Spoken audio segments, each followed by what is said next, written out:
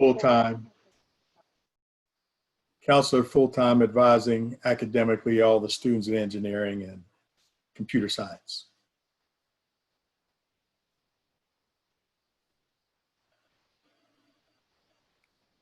I guess that's me next. Sean, we're going in alphabetical order. Sorry. Oh, okay. Hi, I'm Sean Johnson. I'm an English professor at Community College of Philadelphia. I have written 2 books of fiction, both African American fiction, and I've been teaching at CCP for about 12 years. Hi, I am Fran Lassiter. I am an associate professor of English at Montgomery County Community College. I teach African American literature as well as composition. As I have also had an article published specifically focusing on the teaching of African American poetry as well as integrating music in terms of engaging our students in African American literature and culture. And I've been at MC3 for about 12 years.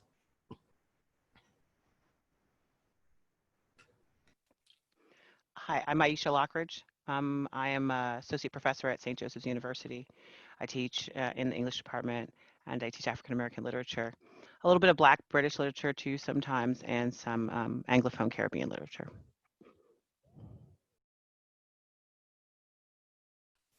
Excellent. So we are going to go to our first question. And this question is going to be for Fran and Aisha. So what does Lift Every Voice mean to you? Describe its importance to your work or to your life. And Fran, you can go first. Okay. Lift Every Voice to me started very early in my childhood. I can remember having to learn it as a poem in elementary school, specifically during a time when I would have teachers who were trying to engage students in looking at poetry at a very early age, I would say. Then as I got into college, I was actually a part of a gospel choir, and it became sort of a warming up for all of us. It was something that we could all connect to. And for me today as a teacher, it just gives me an opportunity to show students how important it is to have those individuals who have remained silenced for a number of individuals who have been ignored, and recognizing how important it is to have everyone's voice offered, and especially people of color who have been, in many instances, denied access to education. And that's what Lift Every Voice to me symbolizes. So I do. I remember learning it as a song, never as a poem, but as a song. And I loved the song as a kid. I mean, not that I don't love it now, but I loved it because it was a very dramatic song. So you could really kind of get into it. I didn't know what it was supposed to mean, but I knew that it was this thing that you always found in Black community, right? And so it felt like this place of home. I think I take that idea and I put it into the work and into teaching by trying to reach out, especially to those students of color who are on predominantly white institutions, right? How do I reach them? How do I create space and make space for them to be able to sing, right? And that can be difficult for them in those spaces. And how do I create that opportunity for them? That's a great point. I like that. I like the alliteration there. I love our English professors. Okay, so Lift Every Voice was first a poem and then later set to music. Can you speak to the importance of the written word and later music in the Black diaspora? And then this one is for Tony and Sean. And Sean, you can go first.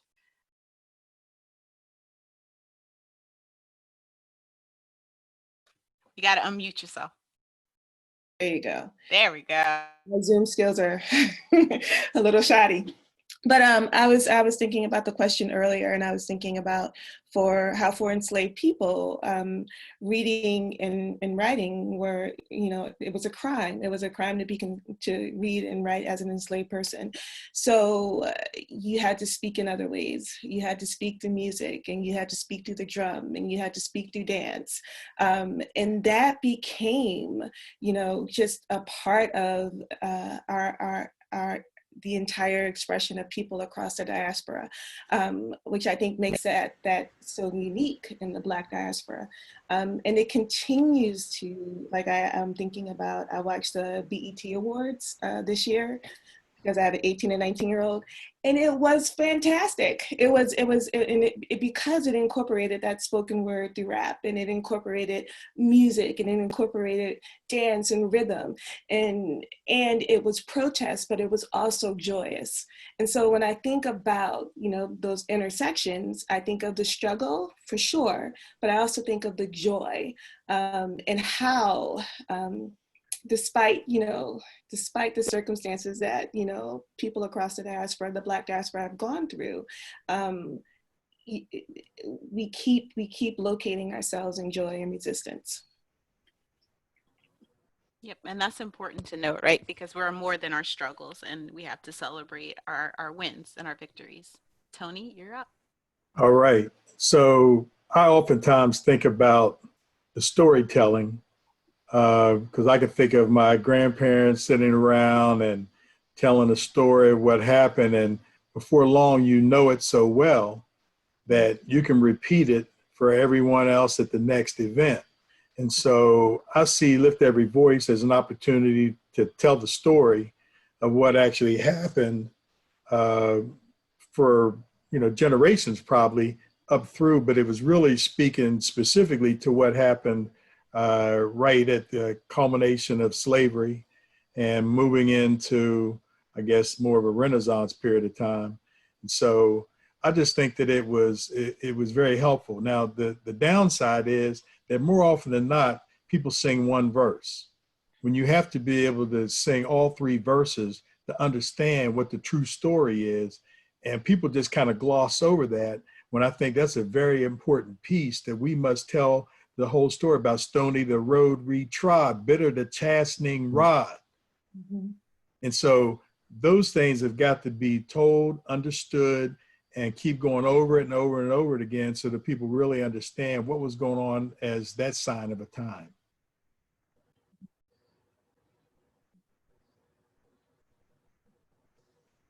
That's a good point. I didn't really think about that I only really sing one verse. I know it, right? And I think I went to Catholic school, so we always, like, whatever you did, you had to do it, you have to do it in triplicate, right? Like, you have to do it in English, you got to do it in Spanish, you got to do it in Latin or something like that. So, like, I remember translating it, but I don't remember ever singing more than one verse. So that's you're making me think about some things here.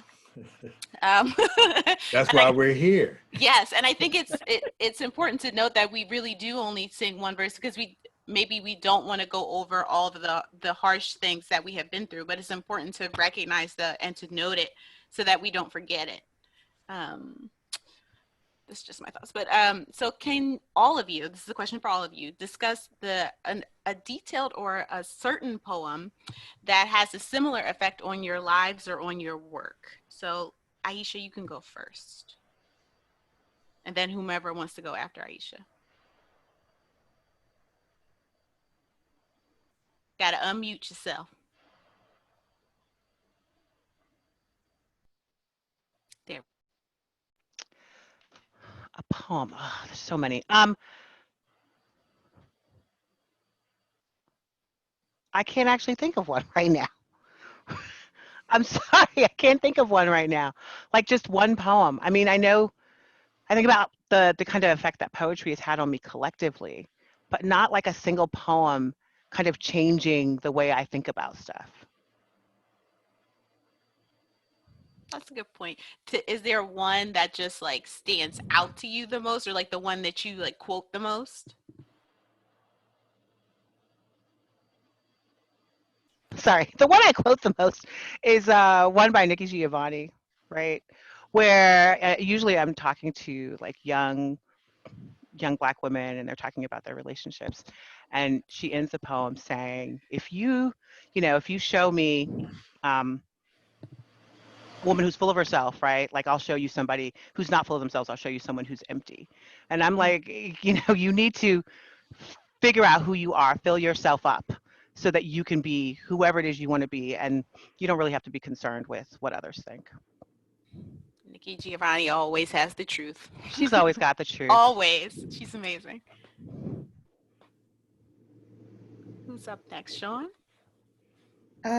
So I've been my favorite poet ever would be Ntozake Shange, and so and I love her so much because she's certainly rooted in Black feminist thought and Black power, but she also has this vulnerability about her, and that it's okay to be vulnerable, and you don't always have to be, you know, this stereotype of the strong Black woman. So one of my favorite poems by her, and I looked it up,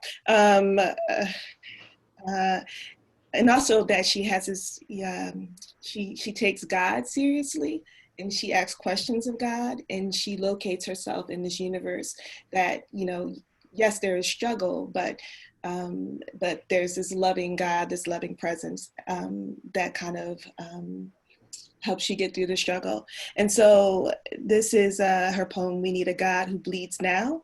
And she says, we need a God who bleeds now, a God whose wounds are not some small malvengeance, some pitiful concession to humility, a desert swept with drying marrow in honor of the Lord. We need a God who bleeds, spreads her lunar vulva, and showers us in the shades of scarlet, thick and warm like the breath of her, our mothers tearing to let us in. This place breaks open like our mothers bleeding, the planet is heaving, mourning our ignorance. The moon touches, it's beautiful writing, right? To hold her, embracing swelling hills. I am not wounded, I am bleeding to life. We need a God who bleeds now, whose wounds are not the end of anything. So she had a profound, I just think her writing's gorgeous. She had a profound effect on my own writing and actually how I see the world. So yeah, Ntozake Shange does it for me. It's a great one. I'll have to read that one. I put a link in there for you so you can also read that as well. So Tony, you look like you're itching to go, so I'm gonna let you. No, I'm not, but because they went further than what I did in terms of prepared reading on that. But I can say that I'm probably more connected to a person like Haki Madhubuti, formerly Donnell Lee, because he's an outspoken activist, and he's one of the originators of the Million Man March. And so many of the gentlemen that I've followed set the tone for the direction that we may go as a people, as opposed to, chronicling maybe just everyday feelings, but the direction and pathways that we should follow in order to try to make a difference for those who come behind us. So Donnell Lee, now called Haki Madhubuti. Great. Fran, that leaves you. The person I think that has had the most profound impact on me lately has been Audre Lorde. I was trying to find her poem, but it's one that I often teach in my class because it talks about being a woman.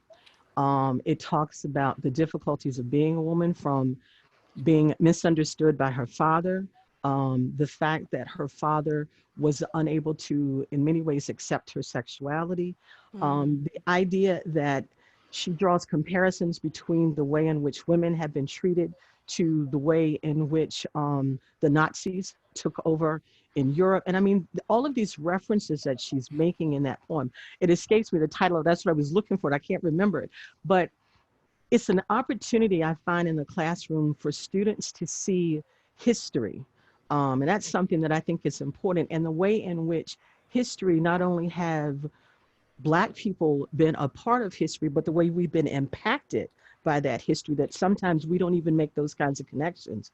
And I just think that that particular poem is one that I think, even though this is something I believe she wrote probably in the 70s, it is still so relevant today. It's just amazing to me that her work, like so many of these other authors, her work is still so completely relevant in terms of what's happening with us today. So that's who I think about. That's true. I usually also think about Audre Lorde, so you took it from me already. So, But that's totally okay. But because Audre Lorde was a librarian, oh, that's and people often forget that. But that's why her work was rooted in what it was, because of the work that librarians do, especially Black librarians, which at her time it was probably only her and a couple of other, a handful of other people, doing this important work of breaking down gates and breaking down barriers and making sure that the library was accessible to everyone. And she talks a lot about silence. And that's always the quote that I use, your silence will not protect you. Mhm. Because a lot of the things that she was silent about later on in her life, she talks about in her cancer journals, which are not poetry, but she really goes into like how her work really affected her health and how we need to be more careful about our health. And Aisha, I just want to go back to you. If you remember the poem, you are welcome to share. We have plenty of time. I've taught all day. Apologies, right? You are fine. You are not Right, I was being just like, what? quizzed. Like You it's are a not test. being quizzed. Maybe This is I not a am. Maybe test. I am. Maybe it is. So I mean, so they're two. They're two, and I mean, I'm talking about the Harlem Renaissance, and it's not that Harlem Renaissance poetry is, I think, it's interesting more than it is beautiful. That's what I'll say. It's interesting more than it's beautiful. And a poem that I keep coming back to is "The County Calling, Yet Do I Marvel." Now, I don't really agree with him at all, right? I don't agree with his suppositions in it. But I think it's an interesting one that he's like, how can I be Black and also be a poet?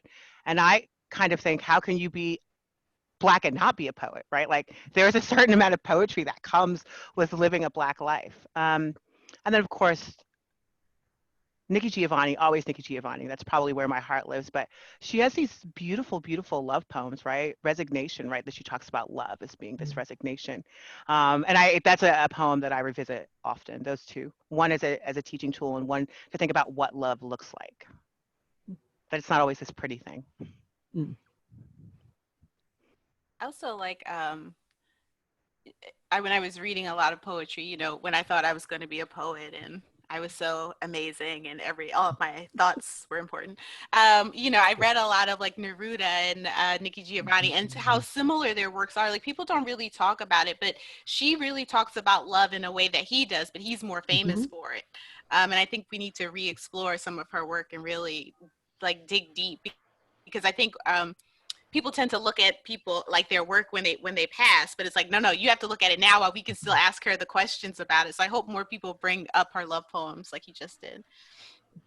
So what do you hope the next generation will learn from Black diasporic poetry? What trends do you see emerging?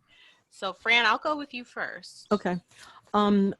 There was a recent poetry event that I was able to attend virtually.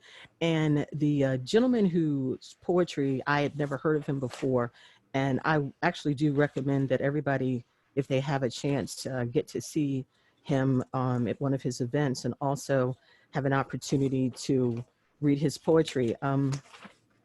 His name is Jericho Brown. And the poetry that he's doing now, it's explores the idea of terror.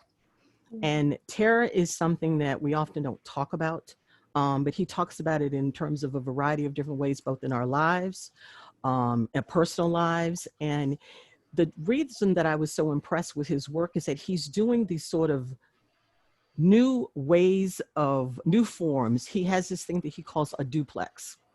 And the form is he's taking the traditional sonnet and combining it with the ghazal. I don't know if any of you are familiar with the ghazal, but it's where you use these sort of couplets.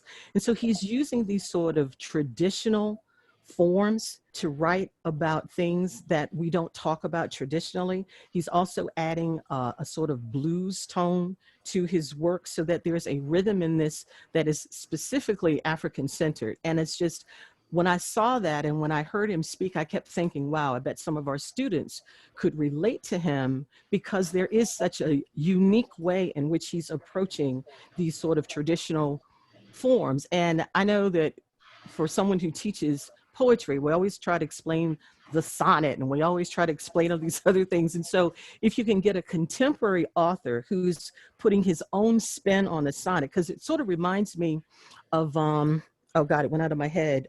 If We Must Die, Claude McKay. Claude McKay often used the sonnet, and he used it for a particular purpose. And it was because of that structure. He wanted to use that sort of rigid uh, forum to talk about these ideas that people didn't want to discuss. And this young man, Jericho Brown, who also won a Pulitzer, he's not, he's not a lightweight by any stretch of the imagination, is doing something very reminiscent of what Claude McKay was doing. And I just think it's a great way if we're trying to introduce our students to poetry, which is not always, I think, something that they gravitate to, because they see it as just being, you have to know the poetic forms and you have to know all these terms and what exactly does that have to do with me? But if you find someone who is actually writing about issues today and still using these sort of traditional forms but putting his own spin on it, I like to think of that as one of those new trends that I think we'll see a lot more of, and it's another way of approaching having our students engage in the classroom.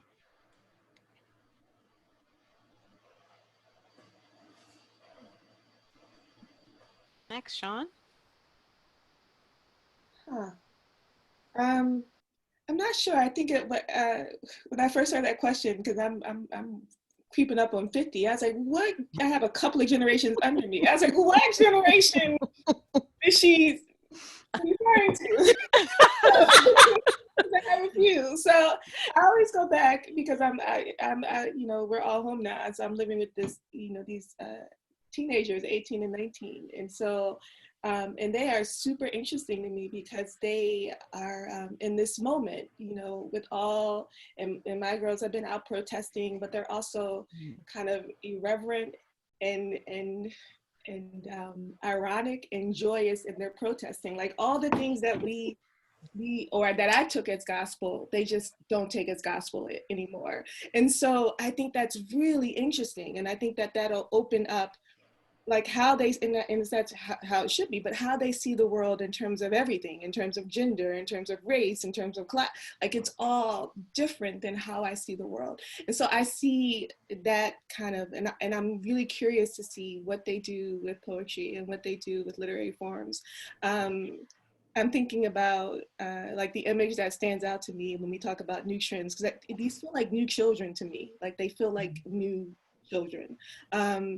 And so my girls are on TikTok, and there was this kind of image of, these kids protesting in front of the police, and they were dancing to that silly song about the lose your job or the who's next. Okay. And it was so powerful. So I'm interested to see, because I think for a lot of us, particularly for people my age, we took the form and we took like the sonnet, we took that as gospel, and we took that as something that we had to learn and had to follow. These kids don't do that. They don't take that as gospel. So I'm really, really curious to see what they come up with, and I think it'll be amazing. Wait, TikTok is changing the world, right? Yeah. So, Tony, what do you think? All right. Trends. Okay, run the question back again, because that's totally fine. I got off the screen and I was busy trying to figure out how to get back on. So, Okay, I was stuck like Chuck. I am here to help you, Tony. I got you. So what do you hope the next generation will learn from Black diasporic poetry, and what trends do you see emerging? Well, I think as they grow, age, etc., they will embrace things that they thought they would not embrace, because eventually they will be able to connect to it. And the ways that they're going to best be able to do that is get exposed to information. So that's part of the reason why, as a club advisor, I would take students to conferences. And once they get there and they may hear a person that's reciting some poetry, somebody may be even acting it out. Some of the other students they talk to, they are writing spoken word, and then they have these spoken word competitions at some of the conferences. And so these kids really get kicking into it, and they really, they start expressing themselves more. So students that I've oftentimes kind of fought and dragged along to a conference, they want to go to next year, but I've got to try to expand it to other people so that everyone can get an opportunity for exposure. So I think the more they get exposed to information, they kind of change up what they're thinking about, because we can get in their ears, we can talk about it as we travel. You know, sometimes a student will take one little piece of spoken word and they break it down, you know, over an hour part of the trip. And it's just, you know, it takes them to another level. And so then they start communicating with folks around the country. And so that exposure is amazing. I've had students tell me multiple times that, you know, they were glad that they went to the conference because it opened up their eyes to a whole new way. So you've got to get outside of your immediate environment to try to figure out really who you are as a young person today. Aisha, what do you think? So I think, I'm not sure, but I think we might see more prose poetry coming. I think Citizen, we don't know exactly how effective or what kind of effect that's going to have on people long term.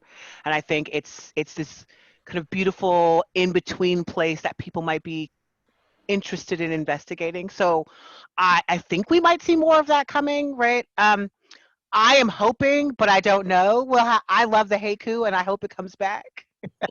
I would love to see, you know, people right now, young people right now protesting and taking all of that, because there's so much of that, so much happening, and pushing that into this tight form.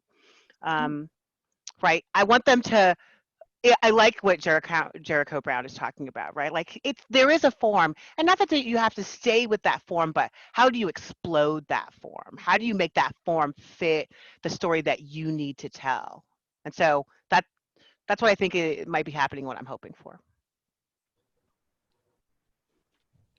I think we'll see some great connections to the past. And like, for example, you know, I think people really love Audre Lorde. And I think this generation, my generation, is sort of pushing her back up, right? Like her nickname, if you're looking by like a title or keyword, right, you might not find a lot under Audre Lorde, but you might find a lot under Queen Audre Lorde, or the Lord says, right? Those are trending topics on Twitter, on Instagram. You can find those things. So I think we might see more connections to the past than we realized. And I think that there's going to be more of, you know, maybe very, very small poetry books, like even smaller than what we're used to. I think we're going to see like more publications of their thoughts, because they're moving a little bit faster than we ever could with self-publishing and things like that. And I know we have some opinions on self-publishing, but I think we're going to see more poetry books and more of an interest in that, and just maybe different format than we usually do, putting on my publisher side. I think it's going to be very interesting. I'm excited to see what happens with that. Well, I think that's going to allow people to tell the story that a politician can't necessarily tell. Mm-hmm. And I think that's going to be probably the greatest contribution, sort of like some of the things that Haki and others have done through time. Yes. What I was going to say is that I think also is that, as Sean was talking about with her daughters, there is the rich tradition, the oral tradition, in terms of being able to tell our stories. I think that what we're seeing today, and what we're going to start to see more, is that the younger people are going to create their own stories and their own ways of telling their stories. And so what you're going to see is not just new forms, but a spin on the old forms. And I think that that's what is going to make poetry more relevant. I love poetry. I've always loved poetry. I just don't know that being able to teach it in the traditional sense is going to be something that's going to continue to work. You're going to have to be aware of what your new generation is looking for, what they need, and integrating that into sort of the way that you teach. And I think that our younger people will start to show us that. I've become a huge fan of Twitter, even though I don't post on it, but the things that you see is just amazing, the stuff that you're exposed to. And I think that that's what we have to be open to as educators, is to have our students teach us just a little bit of something every once in a while too. And allowing the students to say what is scholarly too, a little bit more, right? So saying that Twitter, you can use that as a citation, which some scholars get a little iffy with. But if you're talking about poetry, then really it should be, you know, accepted. So talking about what scholarship means and what it is, because when we're talking about lyricism and poetry, a lot of that stuff does come out on social media and is taken and is broken down by other cultures, but that's where it's starting, and then it's coming down to us. So I think we have to really have a conversation on who's being cited and who's not, and mostly the people that are not being cited are the people on these boxes. So we really have to have a very deep conversation with our librarians and our information people to really start to include more in the scholarly framework.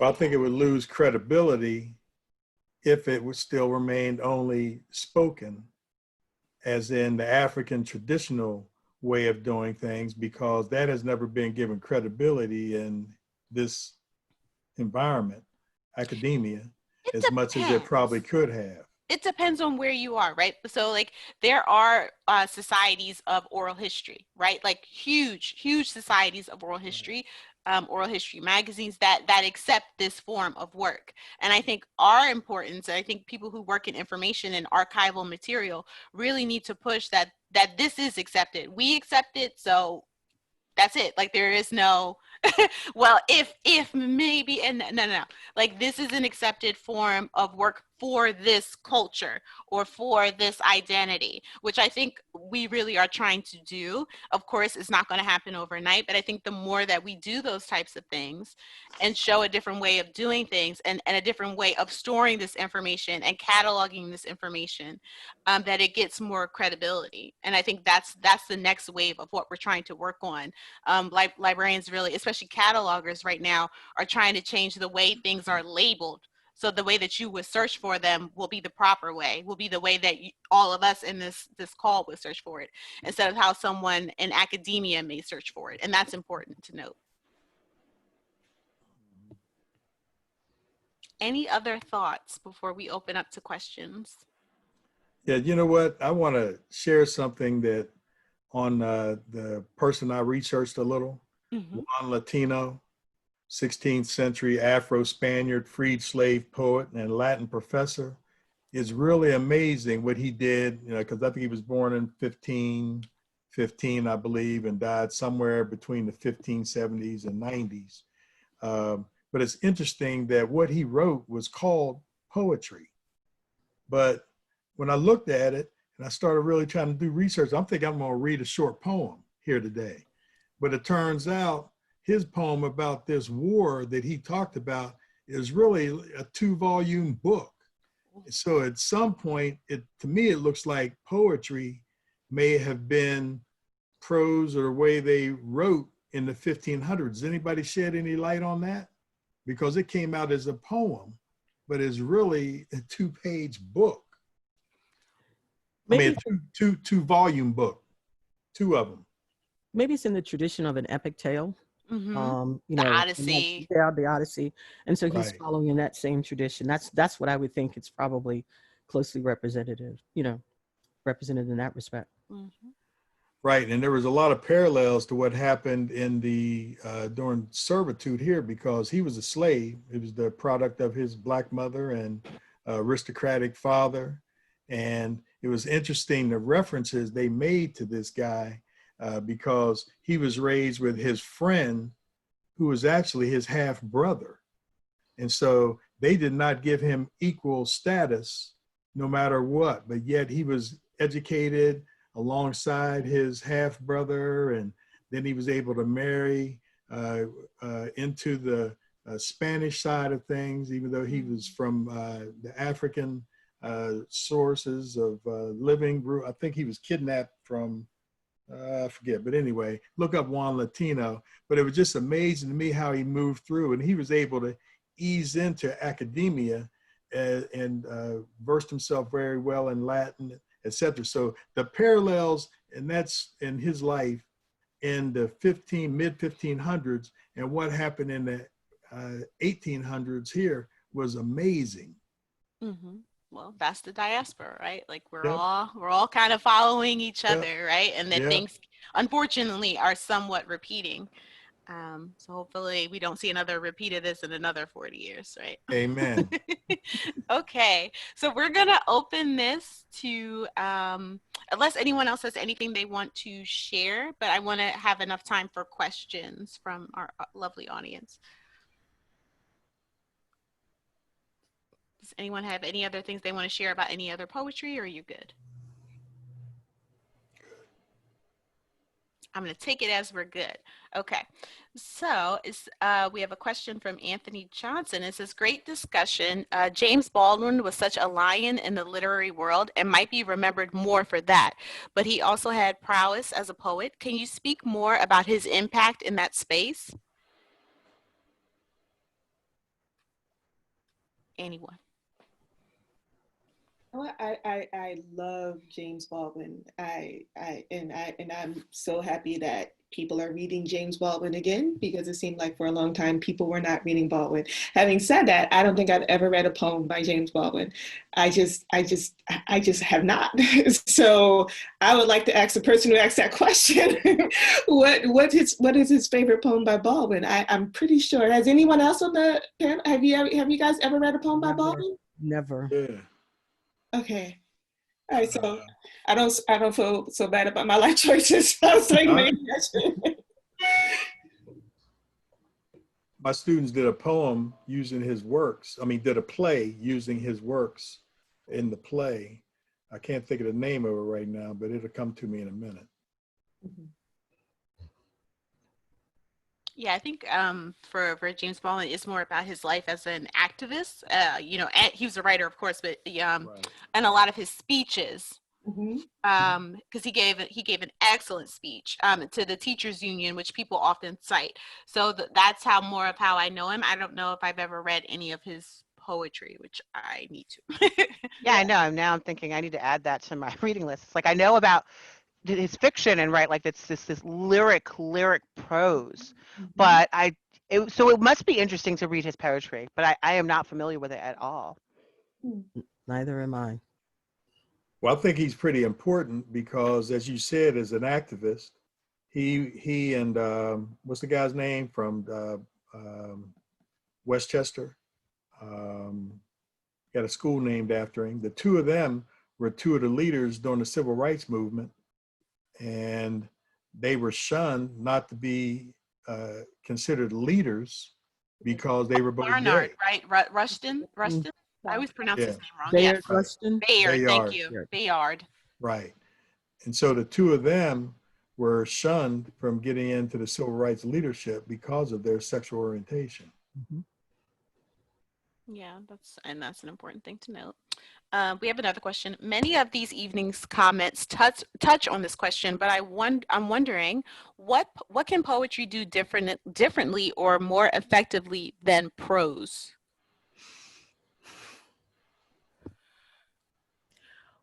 For me, at least, I think that poetry, because the language is so condensed and so concise, to me, it evokes a much more, I think, raw emotion or in reaction in many respects. And obviously it depends on who the poet is. But as I always to try to encourage my students to recognize that I find poets to be probably the most skilled writers ever, because their command of the language is far superior than anything I think you'll find anywhere else. And so I just think that poetry creates an emotional, almost visceral response in a way that prose does not.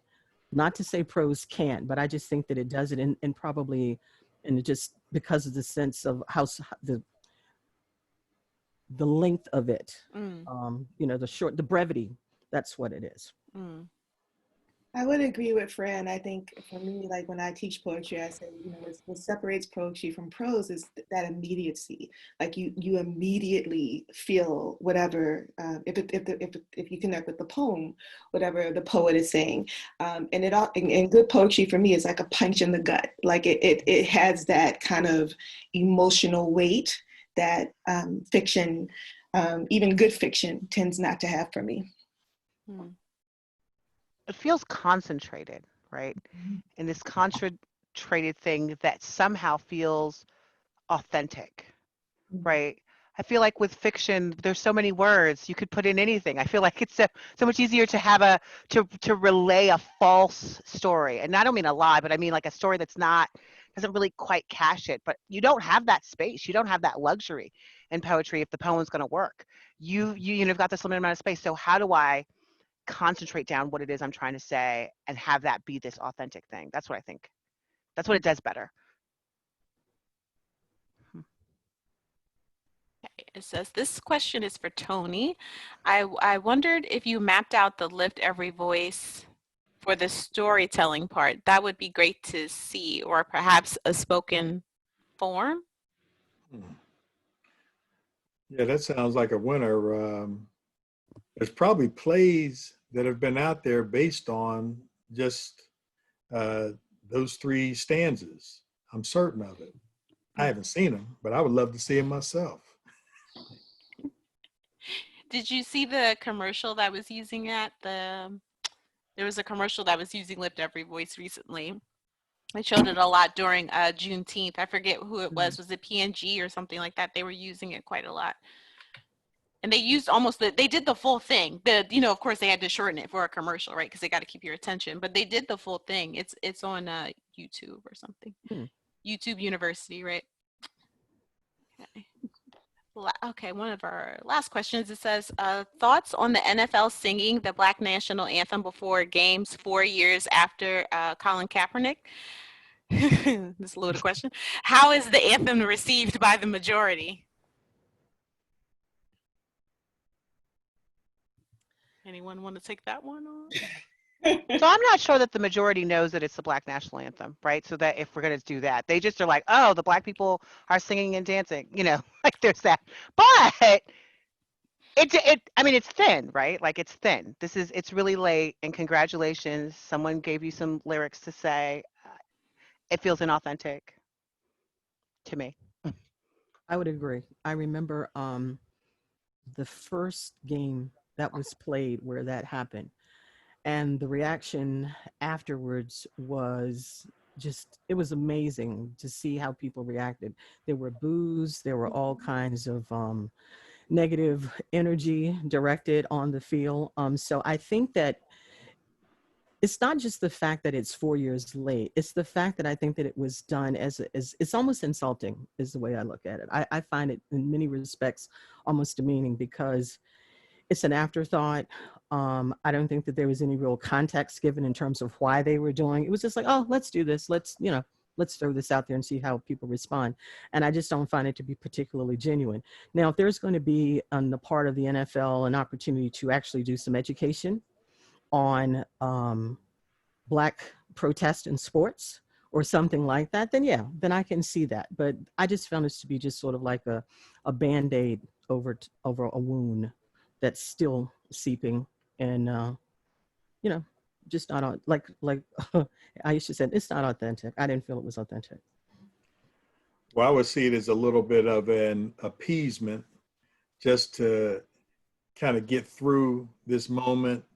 Heck, there's not much else to focus on since we got COVID going on, and but I just think it's more of an appeasement, but we'll see. I'm hoping for much better than that. So don't get me wrong. I don't want to be a forever pessimist, but I think it's like anything else, this can be an opportunity to kind of lull us to sleep and then come back and hammer something else that we're not necessarily prepared for. And so we'll see how it goes, but I'm hopeful, but I wouldn't be surprised if there's backlash. Yeah, so I didn't know that they were doing this because I don't think I've watched the NFL since in 4 years. So I didn't actually know that this was going on. But I think in like so much that's happening in this moment, it feels performative without any substance and without any kind of look at systemic change in the NFL itself, but as well as in larger society. And so I think that's in this moment, we have to be super careful, because I think a lot of people feel that if we do these performances, but we leave the system the same, then we're okay. And the performance is not enough. Like, you can sing whatever you want, change the system, like change, and I would be good with that. But that's way harder, and it requires way more of us. And so what we do is we change the song instead. Right. So it's got to be multidisciplinary, you know, hire more Black coaches. Mm-hmm. If a Black coach gets fired, maybe he could be like the white coaches, leave one job, go to the next one the next day. That just is not happening. And the same thing happens in baseball. You know, I oftentimes think of Cito Gaston, who won World Series championships for Toronto back-to-back years. And then when he got fired, he has yet to get another job. And that was 20 some years ago. And so that hypocrisy to me stands out. And that's why I'm hoping that this is not going to be just lip service, that if you're looking at sports in that regard, that there's going to be something more, more positive focused.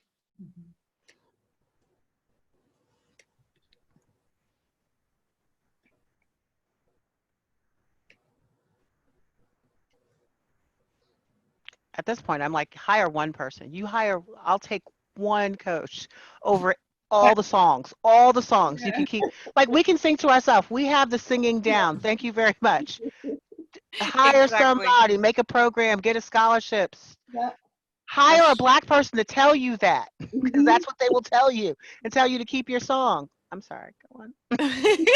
So we did have a hand raised, but there was one question that was waiting that I wanted to make sure we got. And Hal, thank you for sending us the poem. That was really sweet, from James Baldwin. But he has another question. Can you share your students' performances of poems by their authors? I've been fortunate to see Nikki Giovanni and Sonia Sanchez read their poems live, packed audiences, and they took on a whole new level. Are there recordings available of some of the poets you teach, and how are they received? So YouTube is my friend. Mm-hmm. And sometimes I assign the YouTube, and then I'll assign the poem, or sometimes I'll just assign the poem. And then I'll show, you know, depending on time, the author reading it more than one time, because even how they read it, right, will shift. And then we talk about how that meaning might change.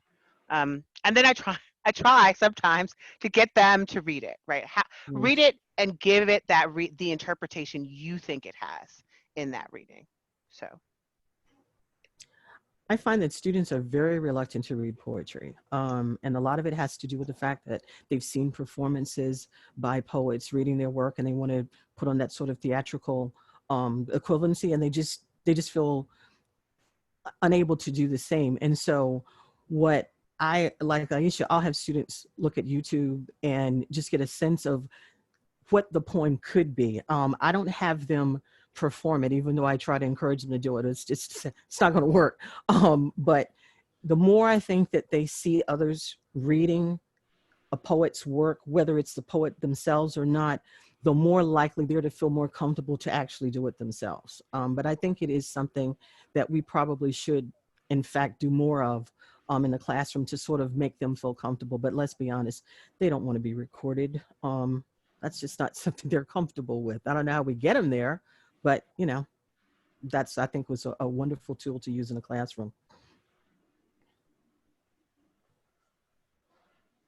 Well, one of the things I think we barely touched on was kind of the emotion that comes as a result of the poetry that's been read. I mean, how many of us can't say that Maya Angelou didn't stir you totally whenever she spoke, because she put feeling in her words and made it come alive. You can't help but see and feel that. Sonia Sanchez does that as well. Right. I mean, I think most good poets do, right? Like it's like you said, you all said earlier, you can't have this like one page thing and not have it invoke something in you, right? So when you read, like, you know, the Black Unicorn poems by Audre Lorde, like, you feel something. You feel like you're there with her. You're trying to protect those girls that she's talking about protecting, right? Like, you feel it in your soul. So I think if you're a poet and you don't invoke emotion, then there's a larger conversation that needs to be had, because if you're not doing that, then what's the point of being a poet?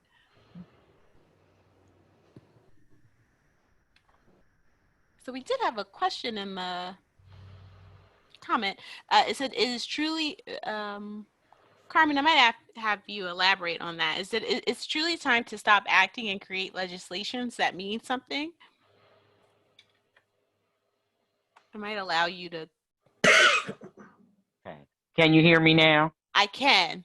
Okay. What I was talking about when we were talking about the, you know, we keep having protests and things to that nature, but we're not getting any kind of legislation passed. You know, we keep talking, but I'm talking about acting. We keep being out in the streets, but when are we going to make something concrete? Like Colin Kaepernick with the knee. You know, now we're running around, we're saying Black Lives Matter, even though it's are we just looking at it saying Black Lives Matter? It's not that. We're seeing every ethnic group out there. So every life matters, but we're trying to let the people know that we're in that. You know, we're trying to get the equal part. You know, we just keep, I'm tired of this talking and talking. I'm a product of the 50s, you know, and yeah, we're protesting. Yes, Martin Luther King. Yeah, the poetry to me is just like the spoon, you know, that where the slaves knew what to do. It was a language, you know, and that's what poetry is to me. Just sitting here listening to y'all, it's a beautiful thing to me. It's beautiful because it makes everything come alive. You know, it just does to me. And it's time for legislation. You know, all this talking and all this put something that's concrete. That's what I'm saying. I Mhm. You hear know, you. Yeah, bring it to life. we get you. Like, poetry can be brought to life. Thank you for that. Do we have any other questions, or did I miss anyone?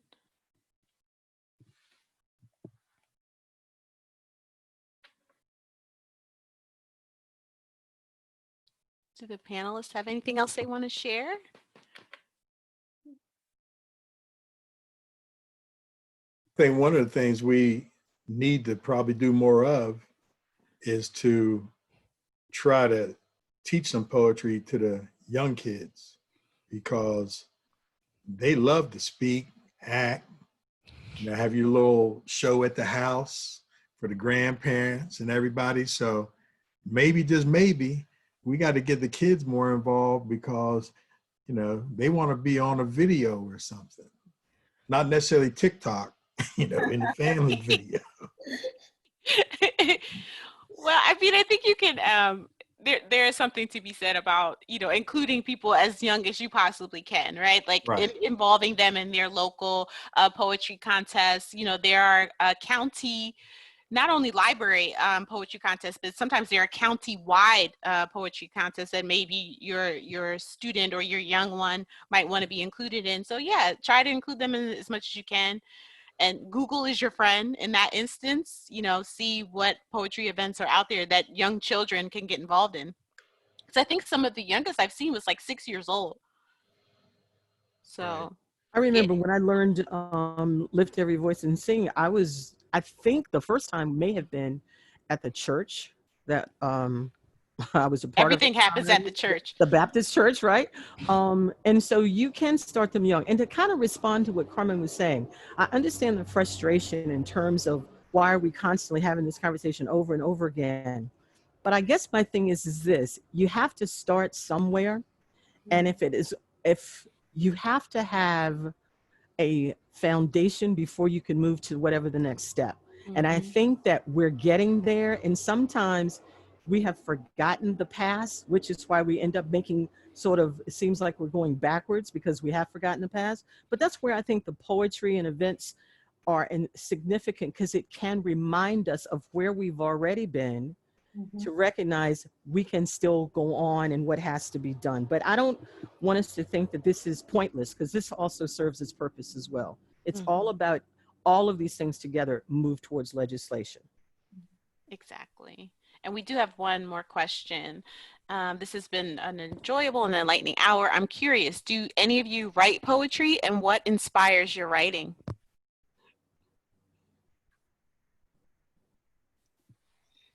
I have written poetry. I would not consider myself a poet, but I have written poetry. And I haven't done it for years, but usually I write. So when I first met my husband, the way I got him, it's poetry, 2 letters, and poems. And he still kept. He has all of my letters. And he's like, that was false advertisement, but it worked. So that's all that matters. That's probably the last time I wrote poetry. It was when we were dating. That's amazing. I love it. We would love to see it. We'd love to see it. Anybody else? Turn it into a book. Yes. Yeah. Now's the time. Anyone else? Do you write anything? I write my poetry. Exactly. Well, I shared, I thought I was a poet, and I am not. I think we all have that stage, right? Like in our teenage years, we're all angsty and we're like, I am the greatest thing that's here and no one understands my emotions, right? And you just start to write.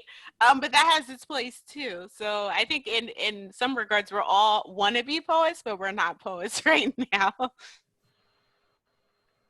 Yeah, I think we recognize, like, once you start writing poetry, you start reading poetry, you realize that it's really hard. Yes. That it's really hard, and that maybe you need a few more words. And so maybe prose, you're not going to be able to do the concentrated version. That's not for you. And so you got to read this other poetry and just marvel kind of at it, I think. Exactly. That's why we have the greats, so we can read their work. But thank you all for coming. That's all we have. I want to thank all of our panelists. You were amazing. This was a great hour. If you have any questions, please contact us at the library. We are going to have more of these events in the new year, so keep an eye out on our programming and outreach page. So thank you all for coming again, and have a great evening. Thank you.